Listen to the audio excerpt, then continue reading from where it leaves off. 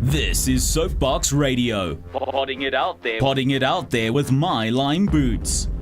The Lifestyle Edit. Hey guys, it's Ryan. It's a Thursday afternoon and welcome to SoapBox Radio this afternoon as we go exploring in this beautiful country we call home. I truly feel blessed to live in South Africa and love taking in her diversity. Today I'm doing an outside broadcast from a venue I believe is unique unto itself, here in the heart of Pretoria. Known as the Winelands in Gauteng, today's location boasts Cape Dutch-style architecture, superbly laid out on a 16-hectare estate, and man, the jacaranda-lined drive on entering the estate is one for the books, but more on that shortly. Before we get into that show, thank you for all who joined us for last week's show as we chatted to Travel Bug Rose about her adventure travels and her love for the Garden Route region of South Africa. I hope you've been checking out her blog posts, especially the one entitled How to Ride Like a Girl. Some truly inspiring words in that post. Back to today's show, let's chat to a lady who is passionate about South Africa and obsessed with sharing everything awesome about her lovely country, especially when it's related to culture and travel. Yo, what's up? Baby, let's go.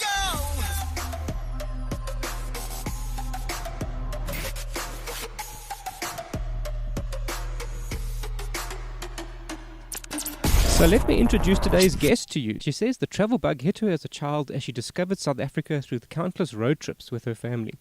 2003 saw her backpack from Joburg to Malawi via Mozambique, which she says was a defining trip for her.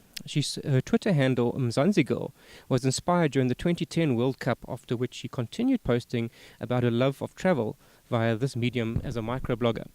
She started formally blogging in 2012, and 16 months later resigned her job to focus on sharing her African travel love.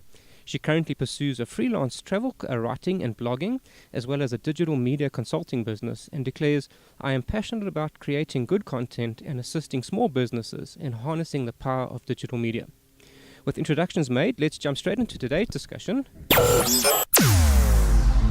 Welcome, Mzansi Girl, Meruschka.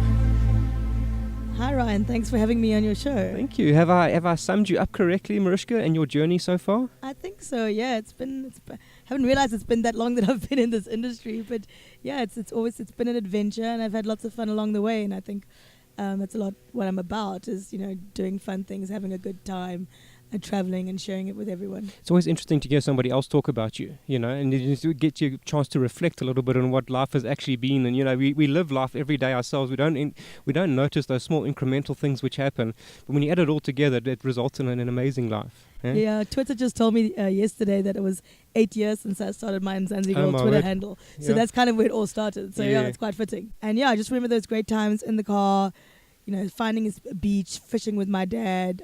So many great, great travel memories. Yeah.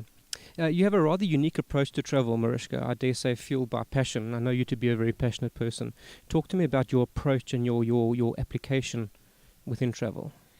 For me, I think travel's always been something personal. Everyone travels in their own way. So on my blog and social media platforms, I try and have as much fun as I can when I travel, and I try to share that enthusiasm with people. I'm also very passionate about arts and culture and heritage, and whenever I go I try and have that sort of angle on things. I love music festivals and live music, and I'm hugely passionate about my city, Johannesburg. So a lot of what I do reflects on that. My personality, I think, tries and comes out very clearly on my blog and social platforms. Okay, so it's important for you to find a connection with the place you're speaking about? Definitely, and also the people too. I mean, for me, travel is a lot about people, and there's sharing people's stories is always an inspirational thing. I mean, much as we're here today sharing my story, I love sharing other people's stories as I travel and finding the special things. You must have come across some interesting stories, some phenomenal stories. Yes, there have been some really, really interesting ones, some really exciting, fun ones, and some a little bit more, hectic. Okay. I know you to be passionate because when we've done road trips together, we had that one chance on that one road trip where we left out of East London. We said, let's go find this museum. And I know this place over here. And we found cows on the side of the road in Eastern Cape. And I think that makes for great content where you are invested in what you're doing, Yeah, I think you definitely have to be invested. And also, I think it's important to have a plan, but I think it's great to have time to be spontaneous. So when you're on a road trip, don't leave an hour or two just to stop at a random place. Don't take it too fast.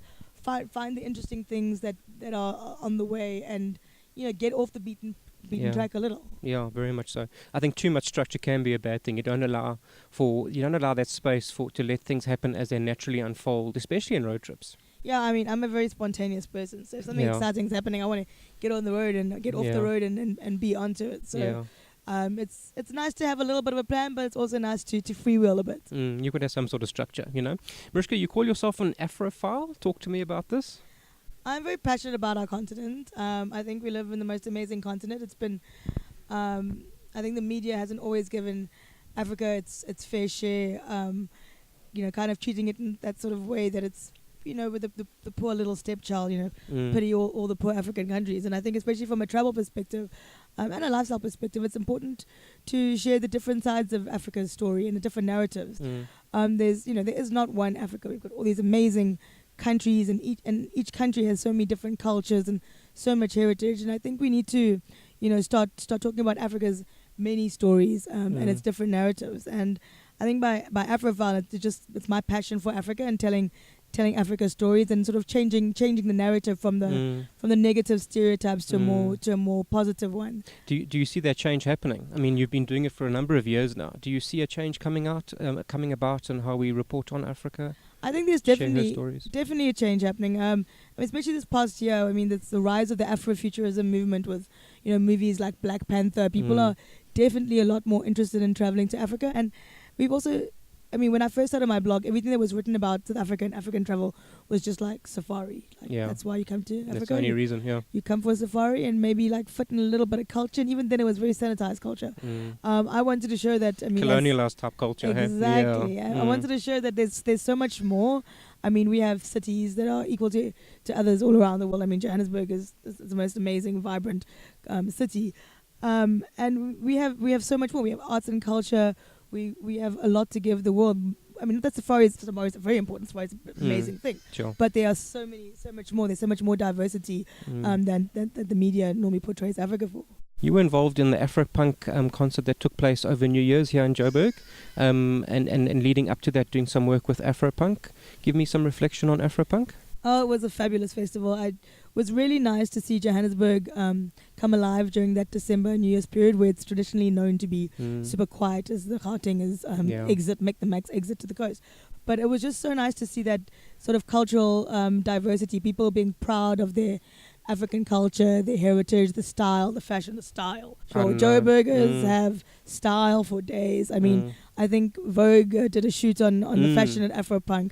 We are really just, I mean, I hosted a lot of international media, and one of the media that I hosted was the editor of Teen Vogue, and she was like, Joburg has so much style. Yeah.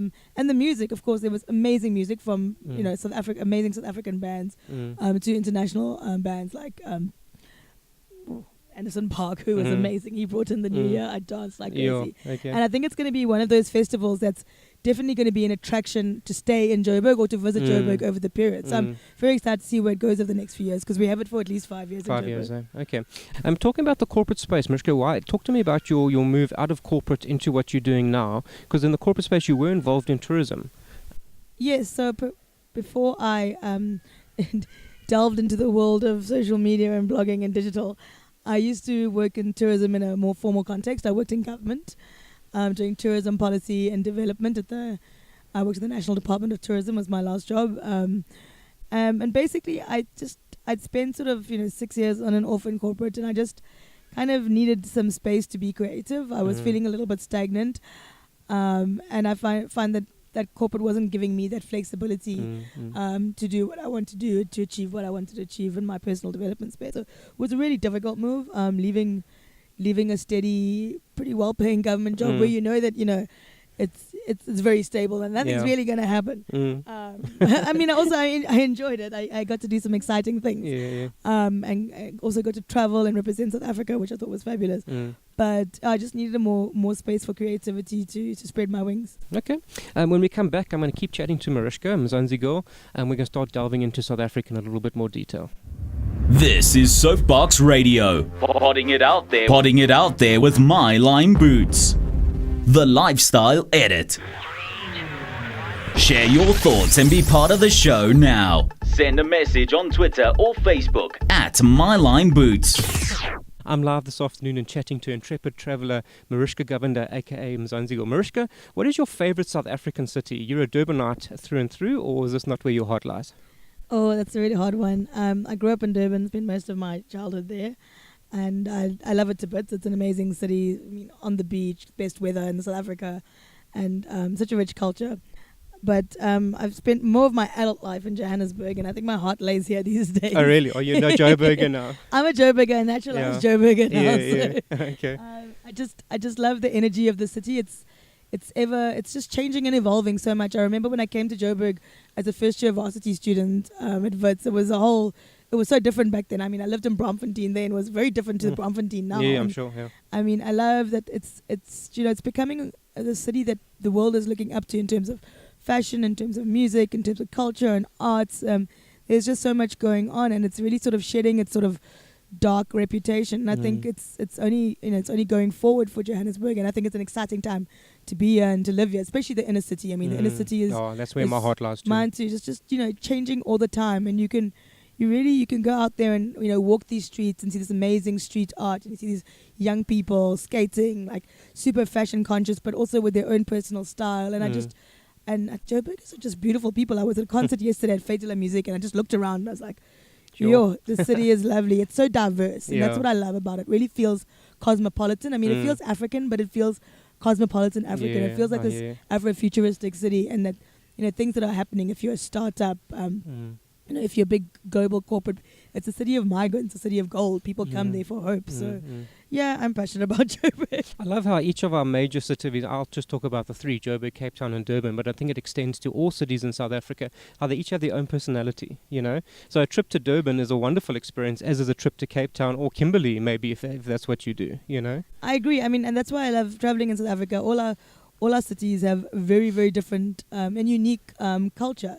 And people also quite proud of their city. I mean, and so you should be. Yeah. I mean, even within those cities, and there's little subcultures around. And I think that's why South Africa is such a great country, because we are so diverse. Speaking of interesting cities, we're sitting this afternoon in Pretoria, in the heart of Pretoria. Who would have thought? Looked in the Tshwane winelands, called the winelands of Gauteng, Kievits Kroon this afternoon. Have you been here before? I have. I've been here a while ago for a conference. It's just a really beautiful building. You do think you're in the winelands with this Cape Touch architecture, and such a beautiful Pretoria afternoon. It's really nice and warm. You won't say that it's winter. I'm winter. In a t-shirt.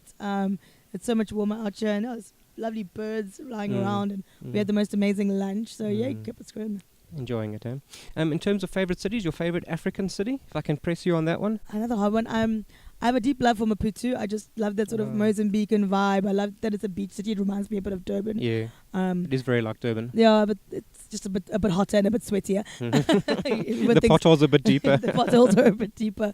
But the people of Maputo are just super nice. There's a really great energy around them. The nightlife is amazing. Great arts and music scene. And then, I mean, it's also a great place for which to explore Mozambique. And another great city that I really enjoyed lately is Nairobi, and I'm hopefully going back there at the end of the month. But also just really great energy about it, and the people are so nice. Yeah. How do you maintain your feminine edge in your writing? I don't think it's the easiest thing. I'm not the girliest girl, first of all. I'm out there doing crazy Although things. you rocked that scarf and that Mustang the other day, so I did. That's kind of like more of an exception. I'm the girl who hangs out with all the boys. Yeah. But I think it's important, to write things from your perspective. And I think as women, we are quite, caring and nurturing. And I figured that about myself, that I'm a nurturer. And, we care about people a lot. So I think that's an important part for me in telling my story is showing that sort of, nurturing, caring aspect. side and like how things, how I relate to things, basically. Yeah. Talking about your writing, do you think that your experience of trips, especially these adventure trips as a lady, is different? I was speaking to Rose, Travel by Rose, last week, and I asked her the same question. Being a woman, do you find that doing trips that are predominant, historically have been male-orientated trips, do you find you experience these trips differently as a woman? I'm not sure how I experience them as a man, but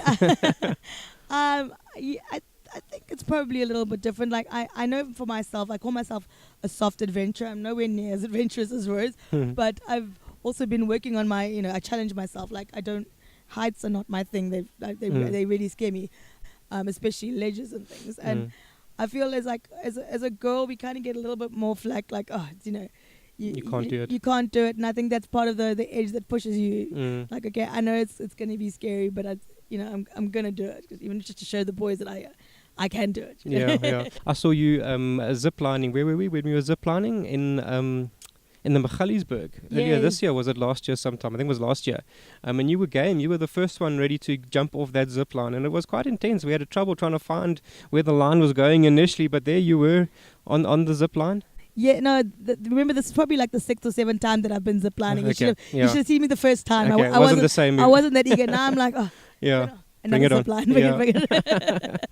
What's the most adventurous thing that you've done to date? What has been the most exciting adventure that you've been on or experienced or enjoyed? I think for me, I went on this crazy river rafting trip when I was in Kenya 2 years ago, and it was like intense. I'd been river rafting before, like I've been river rafting in India on the Ganges and the Zambezi, and the Zambezi at Vic Falls is supposed to be pretty crazy. But then we went on the Tana, I think it was called the Tana River, in Kenya, and that was insane. Like, there were these crazy rapids. There was like a little waterfall. Oh, speaking of waterfalls, I went kloofing when I was in Reunion Island, and that I was not ready for that. Like, I did not really know exactly what kloofing involved. Now you do. Until we went down a waterfall, just with a helmet, and just literally went down a waterfall. And they didn't tell us about this waterfall. They're just like, it's going to be a surprise. And suddenly you're like, oh my God, I just went down like a 5-meter waterfall. That was pretty crazy, because I don't do heights. Those sort of cliff jumps for me were scary. So anything to do with heights and ledges. Not your thing, eh? Not really my thing, but I'm trying. Yeah. Okay, well done on you for that. Stay tuned. When I'm back, we'll be chatting further to Meruschka. This is SoapBox Radio. Potting it out there with my Lime Boots. The Lifestyle Edit. Share your thoughts and be part of the show now. Send a message on Twitter or Facebook at @MyLimeBoots. I'm live this afternoon chatting to intrepid adventurer Meruschka, also known as Mzansi Girl. Meruschka, responsible tourism is very much the buzzword at the moment, and you presented the African Responsible Tourism Awards at World Travel Markets Africa in Cape Town earlier this year. Talk to me about responsible tourism and what these awards mean to our continent. I think all tourism should be responsible tourism, and responsible tourism, if you don't know what it means, it's basically tourism that makes the least impact on your environment. Be it socially, environmentally, and I mean, obviously you have to be economically sustainable. So there's other words that have been used, like sustainable tourism. It's essentially the same thing. Except responsible tourism also has quite a communities are quite important in that too.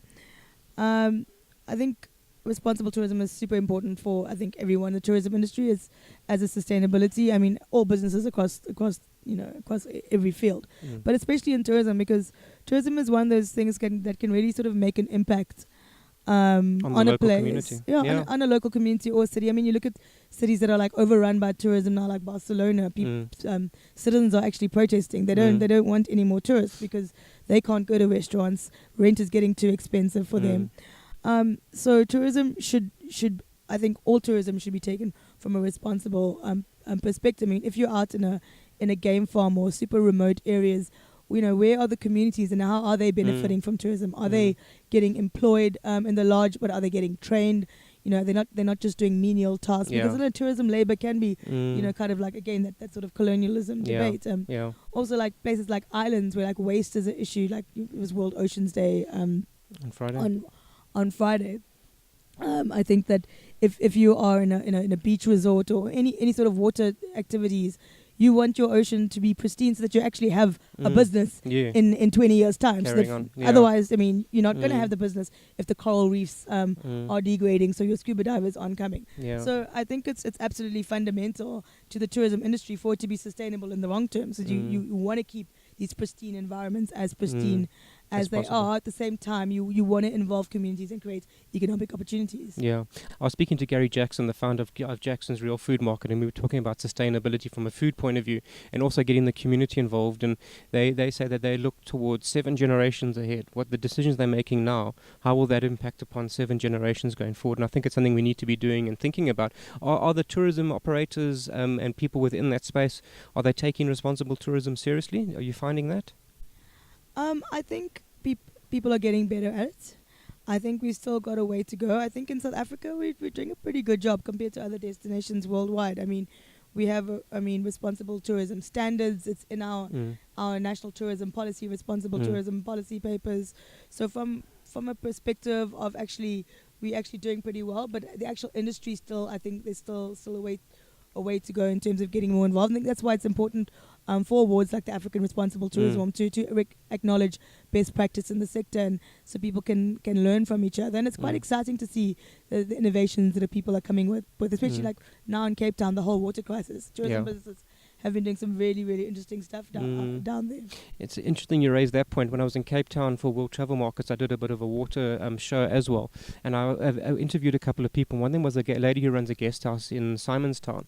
And she was saying by putting all the water in, running responsibly with water and turning off the hot water to the taps in the bathroom, she was finding she was saving on her electricity bill.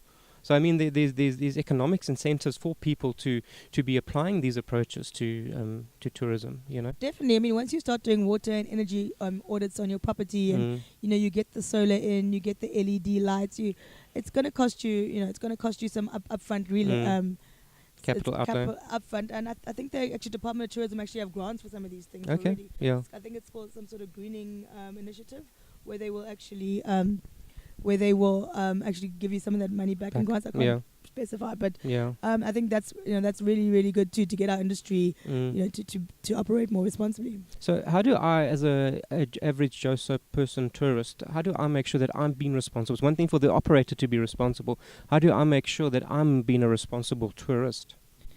I think do your research on your destination and the operators that you're going with. So whether it be your hotel or your guest house or your tour company activities, look at who they're employing. Are they employing local people? Look at do they have any corporate social initiatives that they're involved in? Do they have policies for water and energy use and recycling and waste management? Because the companies who are actually doing this are generally very good at telling you about it.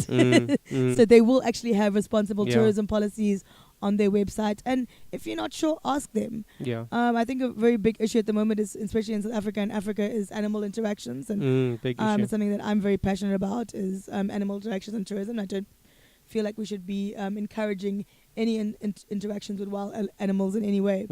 The whole lion petting industry, and it's not good stuff, and that's definitely not responsible tourism. So as much as things might be Instagrammable, if I see another person Instagramming a picture of them petting a lion, and call out people on that, call out operators, call out destinations and say, why are you doing this? It's not just about petting that lion cub, but that's not the problem. That's not the issue. It's part of the issue. It's a very small part of the issue. Talk to us about what the actual issue really is. Well, the actual issue, if you really want to know more, go watch a movie, a documentary. I think it's out online called Bloodlines. But the start of the whole captive bred lion industry is basically these little baby lions get bred, and for the first 9 months of their life, they're all sweet and cuddly, and you can go and pet them for a fee in a lion park, and they make lots of money off you. But once those baby lions are habituated to humans, they can never really be released in the wild, because now they see humans as friends. They've been bottle fed, they've been hand reared, their mothers don't get to take care of them, and they basically get sold into the lion hunting industry, the can hunting industry, and people don't realize that. They go there all innocent, like, we're going to pet them, it's all for research, but no, not at all. Those lions are either getting hunted or they're getting sold for lion bones to the east. So lion bone trade is a thing, and some of it's actually legal. So it is, and just know that this is how you're encouraging it. You're actually supporting this whole industry. Yeah. Great. When we come back, Meruschka, I want to chat to you about content creation and how you go about it. I'll be back now with the Mzansi Girl. This is SoapBox Radio, potting it out there with my Lime Boots, the Lifestyle Edit. Share your thoughts and be part of the show now. Send a message on Twitter or Facebook at MyLineBoots. I'm chatting this afternoon to Meruschka Govender, also known as Mzansi Girl. Meruschka, you're passionate about content creation. Tell me, what is your process? How do you go about making content that you are happy with, that you feel communicates something that you're passionate about? I think everyone's got their own sort of style when it comes to content creation, and I think for me it's a lot about sort of expressing my personality that when it comes out. So whether it be a photo or a tweet or a blog post, it kind of reflects my personality, how I would say things, my experience of a place, how I would put things. For example, like I've been doing a little bit of some more interesting things with local fashion brands and things these days. So it's like I never really thought I'd be doing that, but it's actually quite fun, and I have quite a sort of quirky personality, so that comes through in my content. You're also involved with Travel Massive. You're one of the chapter leaders of the Joburg Travel Massive chapter. Tell us about Travel Massive and why it's important to the travel industry. So Travel Massive is a global networking platform for anyone in the travel industry, be it travel professionals who work in hospitality or accommodation or tour operator sectors, or media and bloggers and content creators. So anyone who's involved in Travel Massive in the tourism industry can sign up. It is a free membership. Basic membership is free, and then you can join a chapter in your cities. I think there's over 200 chapters now in cities across the world. And once you join a chapter, so chapters have meetings fairly regularly, and it's a great way to network with people in your city who are in the same industry as you. Meet people, make connections, but also when you travel, it's a great way to network. So if you are in, London or Berlin or Nairobi, you can join a local chapter while you're there, and they might have a meeting, and then you meet people in your industry. So it's really great for networking. There's also great forums and job boards. So if you're looking for jobs, or if you have to advertise a job, you can put it up there. You can ask questions, and it's just a great resource for meeting people and networking in the industry. Yeah. Okay. What is your itinerary looking like for the rest of the year, Meruschka? At the moment, I'm going to Cape Town next week, and then hopefully at the end of the month, holding thumbs that all things come through, I'm going to Kenya again, country that I've been to, I think 3 times now. And I really, really enjoy it there. It's just awesome, fabulous place with great tourism product and fascinating culture. Yeah. And then a couple of other things I can't really talk about yet because they're not final. So. Yeah, okay. Busy year ahead, still ahead of you, eh? Hopefully. Yeah. Meruschka, in addition to travel writing and blogging, you also do digital media consulting, and you work with small businesses and host workshops. Tell us a little bit more about that. Yeah, basically, I feel like, tourism and travel it's a collaborative sector, and there's so much opportunity for small businesses to use content, learn to create their own content without, spending an arm and a leg.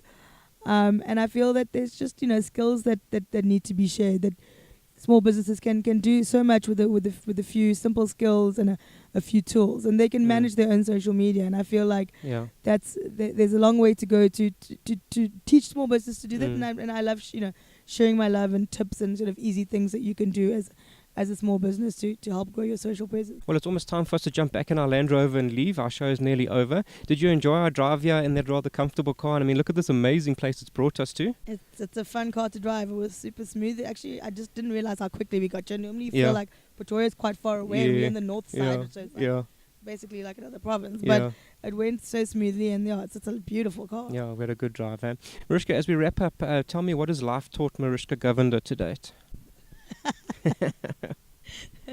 Life has taught me lots of things. I think I always feel like I'm continuously learning. Life has taught me that I to value and be grateful for everything that I have, the people in my life, from my amazing supportive family to my wonderful network of friends across the globe. It's taught me that you have to persevere and be strong. I've also had some interesting hard, difficult times, and you just have to persevere and be strong and get through things. I mean, I'm not a religious person, in any way, but I do think that sort of faith and believing in something, even if it's just yourself, is very, very important. Where can the folks get hold of you? So I'm very easy to find over all the social networks. Mzansi Girl, it's MZANSIGRL. That's my handle on all the social media, so Instagram, Facebook, Twitter, and then my blog is mzansigirl.com. Meruschka, that brings us to the end of our show. Thank you so much for your time. Thank you for sharing a glimpse into what is your life these days. And I wish you happy travels ahead. Thanks, Ryan. It's great to be here. Cool.